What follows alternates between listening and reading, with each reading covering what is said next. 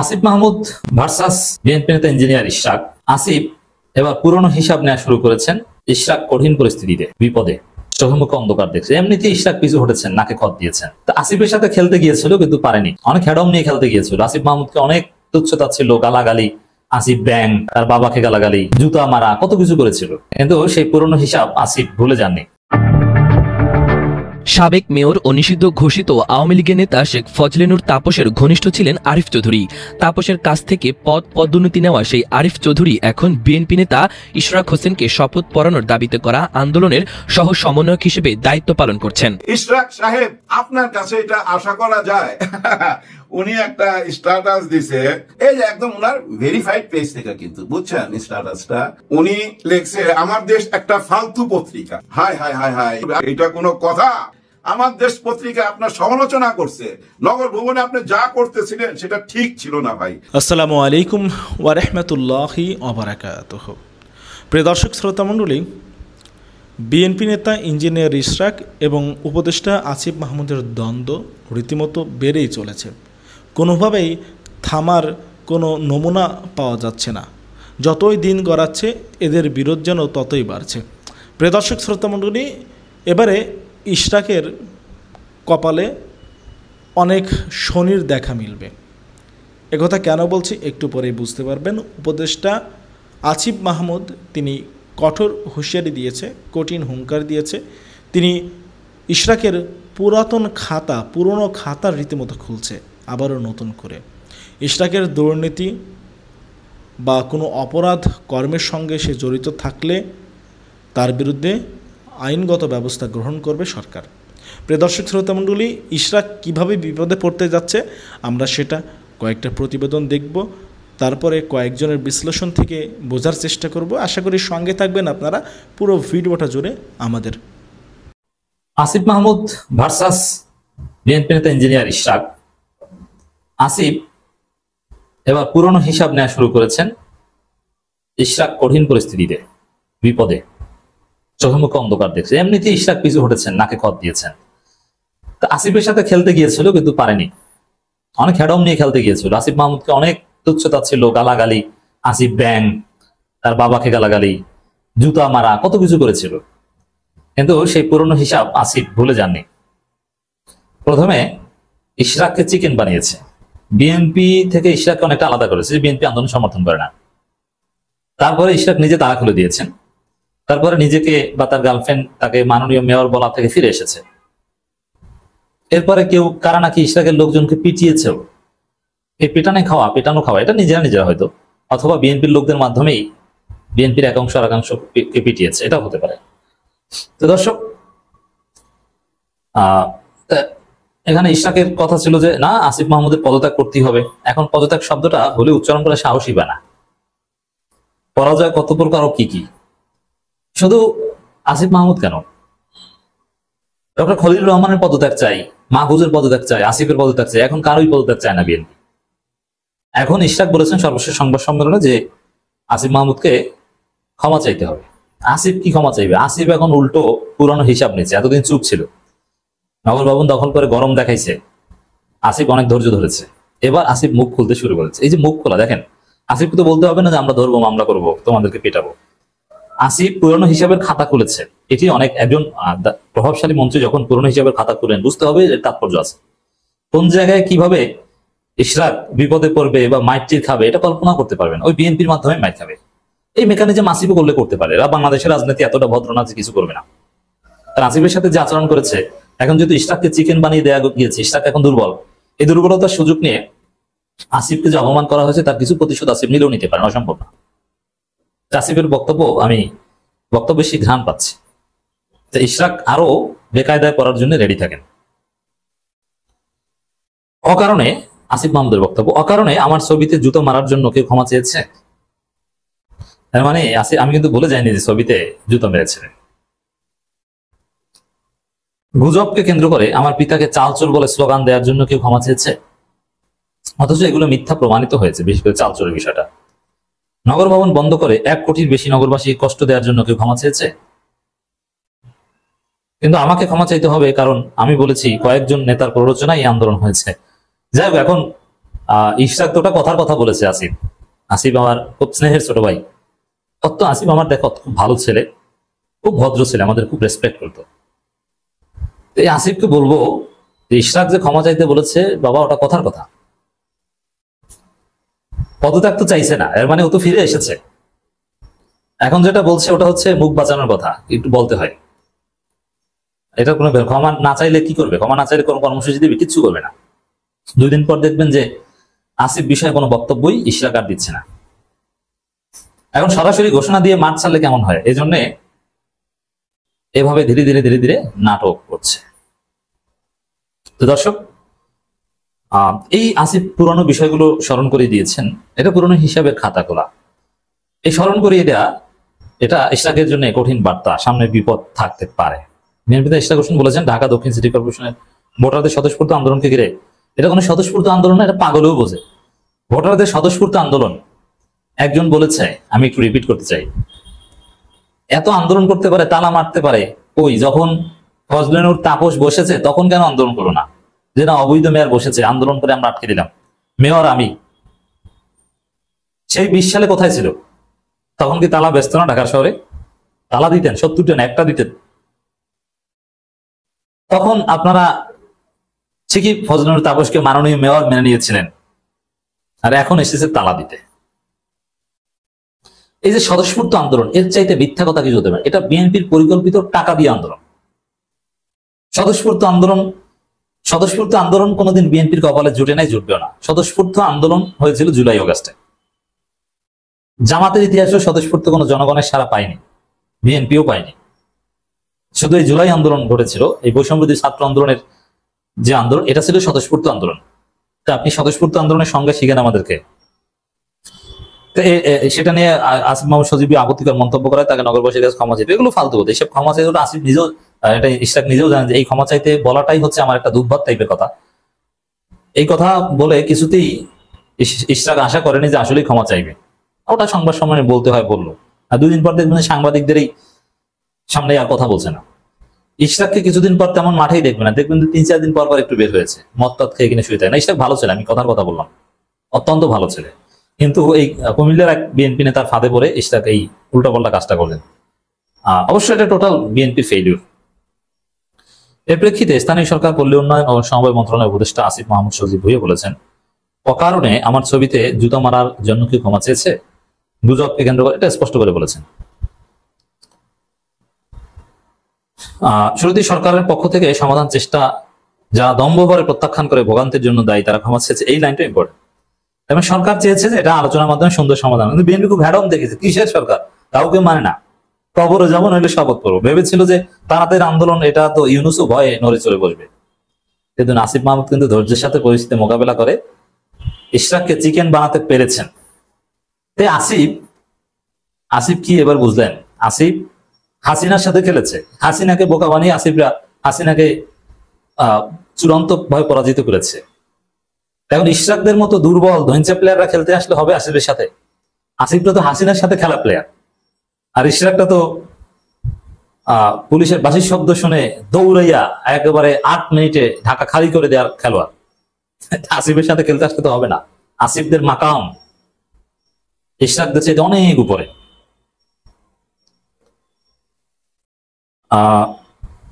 এখানে দর্শক, এখানে এই যে জবাই করা স্লোগান দেয়া সহ বিভিন্ন মানহানি হয়েছে, এই বিষয়গুলো বলছেন। এর মানে কি একজন মন্ত্রীর বিরুদ্ধে এগুলো বলবে আর আসিফ মাহমুদ পর্দার অন্তলে কি কিছু খেলবে না? কিছু খেলতে পারে। মানে এর অর্থ হচ্ছে এত নোংরামি করার পরও গত 1.5 মাসে একবারের জন্য ভদ্রতা লাইন ক্রস করেনি, একবারও ব্যক্তি আক্রমণ করা কিংবা ছোট করে কথা বলিনি। আমার লড়াই, রাজপথ, রাজনৈতিক পথচলা কিংবা আমার পরিবারের কেউ আমাকে শিক্ষা দেয়নি। আমি ধৈর্য ধরেছি, জবাব দেইনি বলে যে এসব অন্যায় জবাবহীন হয়ে যাবে এমন না। ইতিহাস সবাইকে যার যার প্রাপ্য বুঝিয়ে দেয়। সামনে পুরনো হিসাবের খাতা খুলেছেন ইশরাক, এখন চিকেন। সামনে ইশরাকের খবর আছে। আসিফ মাহমুদের এই বক্তব্যের তাৎপর্য এটাই। সাবেক মেয়র ও নিষিদ্ধ ঘোষিত আওয়ামী লীগের নেতা শেখ ফজলেনুর তাপসের ঘনিষ্ঠ ছিলেন আরিফ চৌধুরী। তাপসের কাছ থেকে পদোন্নতি নেওয়া সেই আরিফ চৌধুরী এখন বিএনপি নেতা ইশরাক হোসেনকে শপথ পড়ানোর দাবিতে করা আন্দোলনের সহ সমন্বয়ক হিসেবে দায়িত্ব পালন করছেন। ভুল পাল্টে আরিফ এখন নগর ভবনে ফ্যাসিবাদের দোষর শনাক্তের নামে অর্থ হাতিয়ে নিচ্ছেন বলে অভিযোগ পাওয়া গেছে। এমনকি গত 40 দিন ইশরাকের আন্দোলনে যেসব কর্মকর্তা কর্মচারী যোগ দেননি তাদের উপরও চড়াও হচ্ছেন। গত দুদিন এসব কর্মকর্তা কর্মচারীকে নানাভাবে হেনস্থা করার ঘটনা ঘটেছে। এরই ধারাবাহিকতায় কর্মকর্তা কর্মচারীদের নগর ভবনে ঢুকতে না দেওয়ার প্রতিবাদে ইশরাকদের আন্দোলনের আরেক সমর্থক গ্রুপের সঙ্গে মঙ্গলবার সংঘর্ষের ঘটনা ঘটেছে। এতে অন্তত 10 জন আহত হয়েছেন। তাদের মধ্যে গুরুতর আহত অবস্থায় 2 জনকে ঢাকা মেডিকেল কলেজ হাসপাতালে ভর্তি করানো হয়। এখন প্রশ্ন উঠেছে, কে এই আরিফ চৌধুরী? নগর ভবনের প্রশাসনিক একাধিক সূত্র জানিয়েছে, নিজেকে বিএনপি নেতার আত্মীয় পরিচয় দিয়ে অফিস সহকারী থেকে এক লাফে পরিবহন বিভাগের সহকারী তত্ত্বাবধায়ক কর্মকর্তা হিসেবে পদোন্নতি পান আরিফ চৌধুরী। চলতি বছরের 6 মার্চ সচিব বশিরুল হক ভূঁইয়া স্বাক্ষরিত এক অফিস আদেশে আরিফকে কর্মকর্তা হিসেবে পদোন্নতি দেওয়া হয়েছে। তাপসের সময় সুইডেন আওয়ামী লীগের সভাপতি কামরুল ইসলামকে নিজের খালু পরিচয় দেওয়া আরিফ চৌধুরী বিদ্যুৎ বিভাগের অফিস সহকারী থেকে পদোন্নতি পেয়ে পরিবহন বিভাগের কম্পিউটার মুদ্রাক্ষরিক হিসেবে যোগদান করেন। গাড়ির দুর্ঘটনায় এক ছাত্র নিহত হলে অভিযোগ ওঠে ওই গাড়ির চালকের সহযোগীকে তিনি অবৈধভাবে নিয়োগ দিয়ে ময়লার গাড়ির চাবি তুলে দেন। এই ঘটনায় ক্ষুব্ধ হয়ে সাবেক মেয়র তাপস আরিফকে বরখাস্ত করেন। পরে মুগদায় নিহত ছাত্রের জানাজায় উপস্থিত হয়ে জনসম্মুখে তাপসের কাছে ঘটনার সত্যতা স্বীকার করেন তিনি। এদিকে ইশরাক হোসেনের অভিযোগ, নগর ভবনে নৈরাজ্য সৃষ্টির মাধ্যমে নাগরিক সেবা ব্যাহত করে আন্দোলন ভিন্ন খাতে প্রবাহিত করতে পরিকল্পিত হামলার ঘটনা ঘটেছে। মাল্টিমিডিয়া ডেস্ক, আমার দেশ। নুরুল হুদা সাহেবের জন্য উকিল দাঁড়ায় গেছে। উনি আবার কাঠগড়ায় বলছে যে আমার যে আমলে আমি নির্বাচন করছি, মানে 18-তে A1 নির্বাচন হয়েছে, নির্বাচনে কোনো কারচুপি হয় নাই। নির্বাচনে যদি কারচুপি হইতো তাহলে তো পত্রিকায় আসতো, পত্রিকাতে এমন কোনো নিউজ আসে নাই। ওনার উকিলও দেখেন একই কথা বলে। রাতের কথা বলা হয়েছে, এই মর্মে বাংলাদেশের কোনো মিডিয়ায় এই মর্মে কোনো নিউজ প্রচারিত হয়নি বিধায় ওই নির্বাচনটি বৈধ নির্বাচন ছিল। বাংলাদেশের সাবেক কি বুঝলেন? নির্বাচন কমিশনার কোন মিডিয়াতে কোনো নিউজ আসে নাই তো যে নির্বাচনে কারচুপি হয়েছে, দিনের ভোট রাতে হয়ে গেছে, এরকম কোন হেডলাইন দেখছেন 18-তে কোন পত্রিকায়? এই কথাটাই উনি বলতেছেন। আছে কথার মধ্যে যুক্তি আছে ভাই, সমস্ত যুক্তি তর্ক নিজের মক্কেলের জন্য। মক্কেলকে তো বাঁচাইতে হবে, কারণ উনি সোজা সাজা বইলা দিছে কাঠগড়ায় দাঁড়ায়া আমার আমলে নির্বাচন A1, কারণ কোন পত্রিকায় তো আসে নাই নির্বাচন কারচুপি হয়েছে। সত্যি তো না, কথাটা সত্যি, কিন্তু কোন পত্রিকায় তখন তো নিউজ হয় নাই নির্বাচন কারচুপি হয়েছে। তাই যদি ওই নির্বাচন বৈধ, দেখেন বর্তমানে যা অবস্থা, সবাই কিন্তু নিজের দোষ অন্যের উপরে চাপাই দিতেছে। নুরুল হুদা সাহেব চাপাই দিল পত্রিকার উপরে, আবার ওদিকে পলক চাপাই দিছে শেখ হাসিনার উপরে। ওই যে আমাদের আইনমন্ত্রী ছিল, উনিও বলছে শেখ হাসিনা কারো কথা শুনতো না, উনি যা বলতো তাই করতো, আমরা না বললো শুনতো না। মানে সবাই দোষ চাপাই দিতেছে। এখন এই যে পত্রিকার উপরে দোষ চাপাই দিল, তাহলে এই পত্রিকার সম্পাদক যারা, তাদেরকে কি ডাকা হবে? তাদেরকে কি আইনের আওতায় আনা হবে? তাদেরকে কিচ্ছু জিজ্ঞেস করবেন না? না জিজ্ঞেস করলে তো তারা বদলাবে না, ওই আগের মতোই থাকবে। তবে একটা পত্রিকা ছিল কিন্তু সেই আমলে, আমার দেশ, মাহমুদুর রহমান সাহেবের, ডক্টর মাহমুদুর রহমান সাহেব আমার দেশ পত্রিকার সম্পাদক। ওনাকে তো সবাই চিনেন, বিদেশে ছিল, পালায় চলে গেছিল। কারণ ওই যে কুষ্টিয়াতে যখন হাজিরা দিতে গেছিল, দেখছেন তো রক্তাক্ত চেহারা। মব জাস্টিস যেটা বলেন, ওইটা তো আদালত পাড়াই হয়েছে। আদালত পাড়াই তো মব জাস্টিস হয়, ডিম মারে, কিল মারে, লাঠি মারে, আদালত পাড়াই তো আমরা দেখছি। মাহমুদুর রহমান সাহেবের রক্ত ঝরঝর করে ঝরতেছিল, দেখছি না ভাই? দেখছি তো। তার মানে কি, মব জাস্টিস আদালত পাড়ায় হয়, ওইখান থেকে বাইরে ছড়ায়া যায়। এটা মাথায় রাখতে হবে। আইনের লোক যদি ঠিক না হয়, বাইরের লোক কেমনে ঠিক হবে?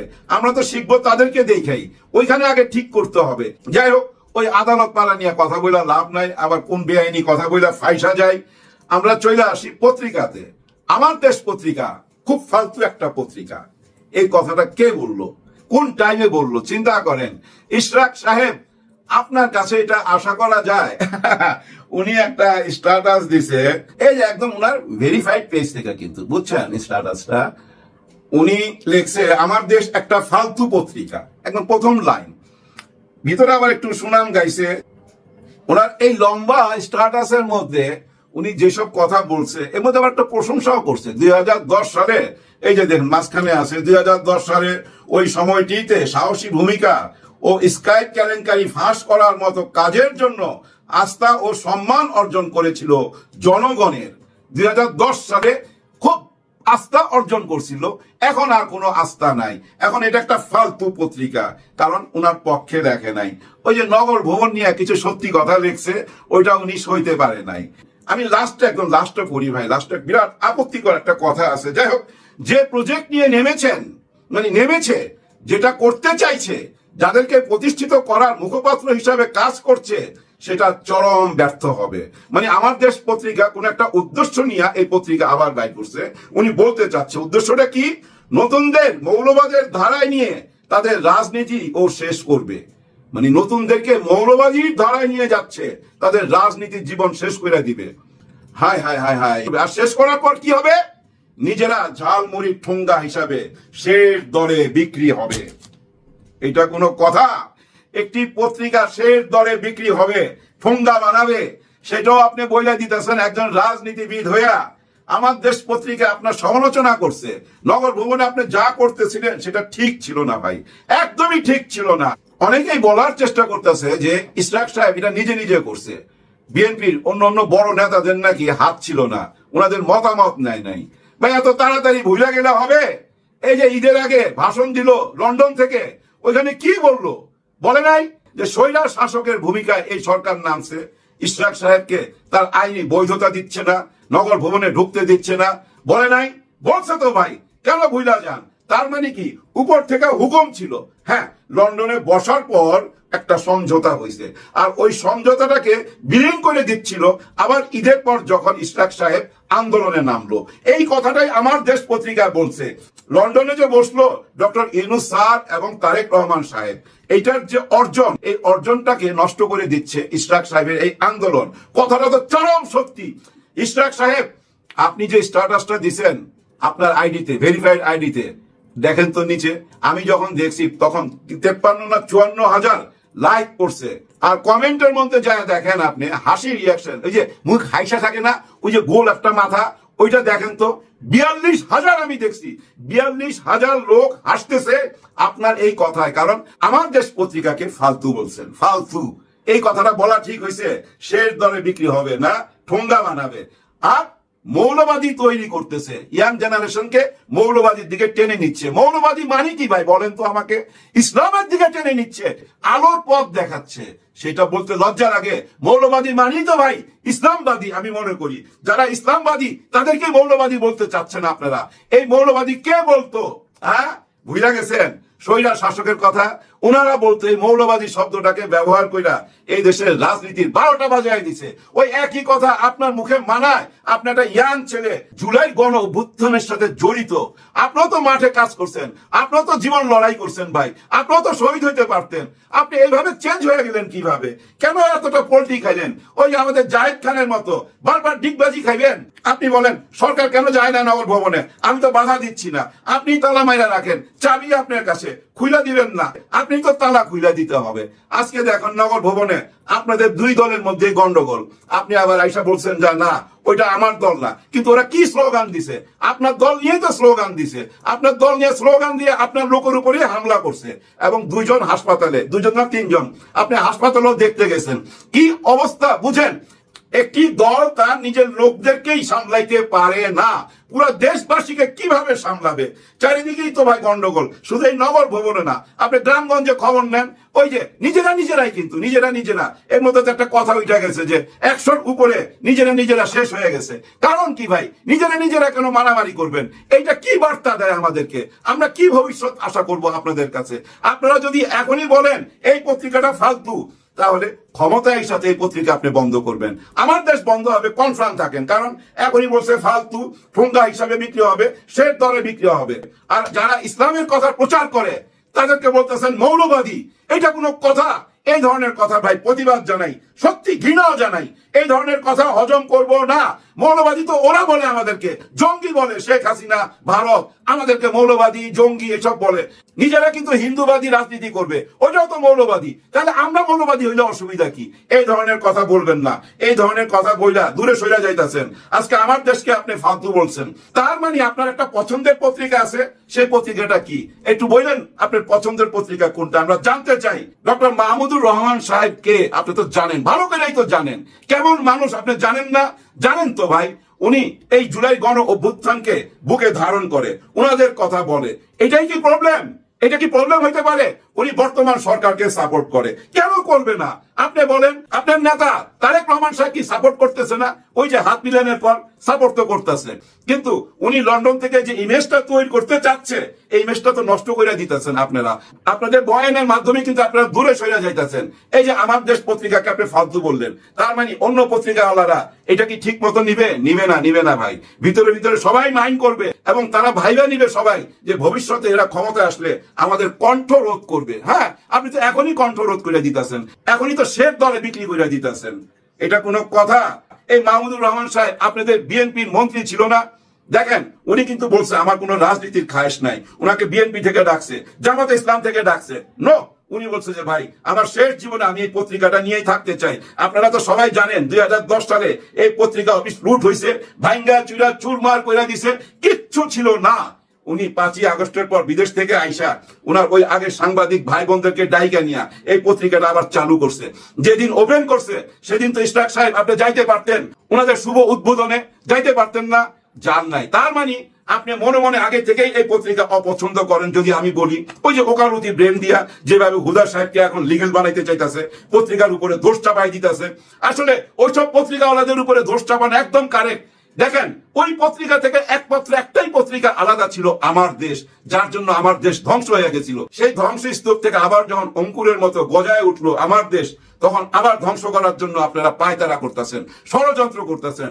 পারবেন না। ওই হাসির রিয়াকশন দেখে আপনি বুঝে নিতে হবে আপনার অবস্থানটা কোথায়। নিজেকে বদলান, রিসেট বাটনে চাপ দেন, রিস্টার্ট দেন নিজেকে টেলিফোনের মতো। মনে রাখবেন, শক্তিশালী বিরোধী দল না থাকলে গণতন্ত্রের 2 পয়সা দাম নাই, 2 পয়সা। গত 16 বছর দেখেন নাই কোন বিরোধী দল ছিল না বইলা যা ইচ্ছা তাই করছে। তার মানে কি এইটা গণতন্ত্র? গণতন্ত্রের জন্য শক্তিশালী বিরোধী দল লাগবে, আর সেটাই তৈরি করতেছে আমার দেশ পত্রিকা। এবং আমরাও চাই, মনে প্রাণে চাই, এই দেশে এমন শক্তিশালী বিরোধী দল আসবে যেন গণতন্ত্রের পথে দেশকে নিয়ে যাইতে পারে। সবার জন্য সবাই দোয়া করবেন। আল্লাহ হাফেজ। আর শপথের ব্যাপারটি আপনার স্থানীয় সরকার সিটি কর্পোরেশন আইনের ধারার সাথে পরিষ্কারভাবে বলা আছে কারা এটা অ্যাডমিনিস্ট্রেট করবে। আপনারা জানেন ঢাকা সিটি সাউথের একটি নির্বাচনী দরখাস্ত এবং সেটার সাথে পরবর্তীতে হাইকোর্ট এবং মহামান্য অ্যাপেলেট ডিভিশনের অবজারভেশন সহ এটা যে নিষ্পত্তি করা হয়েছে সেটা সংক্রান্ত আলোচনা। এখানে আমরা মহামান্য অ্যাপেলেট ডিভিশনের অবজারভেশনটি বিশদভাবে আলোচনা করেছি, দেখেছি, এবং অ্যাপেলেট ডিভিশন এখানে আমাদের নির্বাচন কমিশনের স্বাধীনতা এবং সুপ্রিমেসি অন ইলেকশন ম্যাটার্স এটাকে এস্টাবলিশ করেছেন ফার্দার, এবং এখানে 5টি ডিএলআর এর রেফারেন্স দিয়েছেন। আমরা ডিএলআর এর রেফারেন্সগুলো দেখেছি। তার মধ্যে অন্যতম হচ্ছে বঙ্গবীর কাদের সিদ্দিকী ভার্সেস ইলেকশন কমিশনের একটা ডিএলআর এর রেফারেন্স দেওয়া হয়েছে। আরেকটি হচ্ছে মাহমুদুল হক ভার্সেস হেদায়েতুল্লাহ, এই ডিএলআর এর রেফারেন্স দেওয়া হয়েছে। অপরাপর বিষয়ের মধ্যে এই ডিএলআর এর রেফারেন্সগুলোতে যেটা বলা আছে যে নির্বাচন প্রসেস শুরু হয় নোটিফিকেশনের মাধ্যমে তথা তফসিল ঘোষণার মাধ্যমে এবং সম্পন্ন হয় গেজেট পাবলিকেশনের মাধ্যমে। বিধায় আমরা মনে করি যে নির্বাচন কমিশন তার দায়িত্ব সম্পন্ন করেছে এবং গেজেট যেহেতু সেটাসাইড করা হয় নাই, গেজেট বহাল আছে, বিধায় আমরা মনে করি নির্বাচন কমিশনের কাজ ইতিমধ্যে সম্পন্ন হয়েছে। এটা হচ্ছে প্রথম যে আইনি বিষয়টি ছিল সেটি নিয়ে আলোচনা। আমরা ইলেকশন কমিশনের পক্ষ থেকে আপনাদেরকে বলতে পারি যে নির্বাচন কমিশনের কাজ হচ্ছে গেজেট পর্যন্ত পাবলিশ করা। আর শপথের ব্যাপারটি আপনার স্থানীয় সরকার সিটি কর্পোরেশন আইনের ধারার সাথে পরিষ্কারভাবে বলা আছে কারা এটা অ্যাডমিনিস্ট্রেট করবে। আমরা যেটা বলেছি আমাদের চিঠির মাধ্যমে যে এখানে যদি কোনো আইনি কোনো ধরনের জটিলতা না থাকে বা অপরাপর কোনো বাধ্যবাধকতা না থাকে তাহলে আমরা তাদের পরবর্তী কার্যক্রম গ্রহণ করার জন্য অনুরোধ করেছি, যেটা আমাদের যখন আমরা এই গেজেটটা করেছিলাম গেজেটের কাভারিং লেটারে এটা দেওয়া আছে। না আর আমরা চিঠি দেওয়ার কোনো প্রয়োজনীয়তা বোধ করছি না, তার কারণ অ্যাপেলেট ডিভিশন আমাদের এটাকে সেটাসাইড করেননি। এগুলো আইনি ব্যাপার, ওই যে আমরা ওখানে বলেছি ওনারা আইনি বিষয়গুলো ওনারা দেখবেন। না, ইভিএম নিয়ে যে কমিটি হয়েছে সেই কমিটি হচ্ছে এগুলোর ব্যবস্থাপনা এবং এটার ডিসপোজালের ব্যাপারে। আমরা তো সিদ্ধান্ত নিয়ে ফেলেছি যে জাতীয় নির্বাচনে ইভিএম ব্যবহৃত হবে না, স্থানীয় সরকার নির্বাচনেও এটি ব্যবহৃত হবে না। আমরা ওয়েট করব কনসেনসাস কমিশনের থেকে কোনো ফিডব্যাক আসে কিনা, না থাকলে বা থাকলে বা না থাকলে সেই অনুযায়ী আমরা তখন একটা চিন্তা ভাবনা করবো। এটা এই মুহূর্তে বলা মুশকিল, এটা তো একটা হিউজ নাম্বার, এটা রেডিলি বলা যাবে না, এটা নিয়ে আলাদাভাবে আমাদেরকে ভাবতে হবে। একদম আমাদের যে আইন আছে সেই আইন অনুযায়ী, যেমন আইনে যে জিনিসগুলো আছে প্রশাসনিক আপনার যে অখণ্ডতা এবং জিওগ্রাফিক্যাল লোকেশন এবং স্ট্যাটাস, জনসংখ্যা, ভোট সংখ্যা, এবং আমরা হিস্টোরিক্যাল অ্যানেকডোটটাও দেখি। সম্মানিত বন্ধুগণ, দর্শক শ্রোতা মণ্ডলী, আপনারা দেখতে পারলেন। ব্যক্তিগত অভিমতটা অবশ্যই কমেন্ট করে জানাবেন। আপনারা কি বলতে চান, কি বলবেন, আপনাদের মতামতটা কি থাকবে। ইশরাকের কপালে কি দুঃখ রয়েছে? ইশরাক ইদানিং যেই ফাল পারতেছে, যেই মেয়র হওয়ার জন্য উঠে পড়ে লেগেছে, এর জন্য কি কঠিন মাসুল দিতে হবে বিএনপি নেতা ইশরাককে? আপনারা কি মনে করছেন, এই লড়াইয়ে জিতবে কে, সরকার নাকি ইশরাক? উপদেষ্টা আসিফ মাহমুদ নাকি ইশরাক? কার জয় হতে পারে বলে আপনারা ধারণা করছেন? কে সঠিক, কে বেঠিক, আপনারা কি মনে করেন? প্রিয় দর্শক শ্রোতামণ্ডলী, আপনারা অবশ্যই আপনাদের অভিব্যক্তিটা, আপনাদের মতামতটা কমেন্ট করবেন।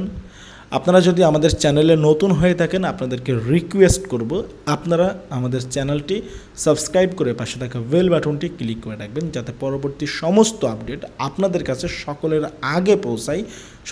আগে পৌঁছে যায়। প্রিয় দর্শক শ্রোতামণ্ডলী, আজকের মতো এ পর্যন্তই বিদায় নিচ্ছি। বিদায় নেওয়ার আগে বলতে চাই, ইশরাক অবৈধ নির্বাচনকে যেভাবে বৈধ দেওয়ার চেষ্টা করছে সেটা মোটেও উচিত নয়। সকলের এই ভেদাভেদ ভুলে উচিত একত্রে কাঁধে কাঁধ মিলিয়ে দেশের হয়ে, দেশের মানুষের জন্য কাজ করা। প্রিয় দর্শক শ্রোতামণ্ডলী, দেশের এই সংস্কারটা অনেক জরুরি। এই সুযোগটা হাতছাড়া হয়ে গেলে আর কখনো দেশ পরিবর্তন হবে না। সাম্প্রতিক সময়ে বিএনপি যেভাবে সব জায়গায় দখলদারি এবং সব জায়গায় জোরপূর্বক ক্ষমতা দেখাচ্ছে, সেটা মোটেও উচিত হচ্ছে না। বিএনপির প্রতি মানুষের আস্থা ভরসা দিনের পর দিন উঠে যাচ্ছে রীতিমতো।